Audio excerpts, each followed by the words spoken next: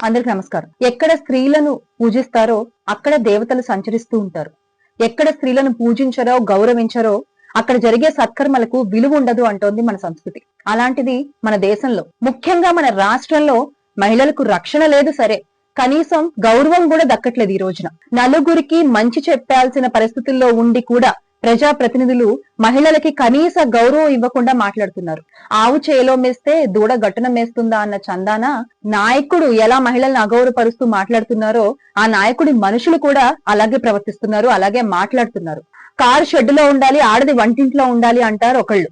మీకు జీతాలు ఎందుకు, రూమ్లు కట్టిస్తాను, రాత్రంతా సంపాదించుకోండి అంటూ డ్వాక్రా మహిళలను ఉద్దేశించి మాట్లాడతారు ఇంకొకళ్ళు. ఆడది కనిపిస్తే ముద్దైనా పెట్టాలి, కడుపైనా చేయాలి అంటారు ఇంకొకళ్ళు. అసలు అంటే ఒక ప్రజా ప్రతినిధిగా ఉంటూ ఒక ఉన్నత స్థానాల్లో ఉంటూ నలుగురికి మంచి చెప్పాల్సింది పోయి వీళ్ళు మాట్లాడే మాటలు వింటుంటే అసలు వీళ్ళని ఏమనాలో అర్థం కాని పరిస్థితి. నిన్నటికి నిన్న చినరాజప్ప గారు ఏమన్నారు? ఎమ్మెల్యే అభివృద్ధి పనులు చేయకుండా కౌన్సిలర్లు వెధవముండల్లా ఇంట్లో కూర్చుంటున్నారు అన్నారు. ఇలాగేనా మీరు మహిళల గురించి మాట్లాడేది? ఇలాగేనా మీరు మహిళల్ని చూసేది? ఇలాగైనా మీరు మహిళల్ని గౌరవించేది? చినరాజప్ప గారు, మీరు మాట్లాడింది తప్పు.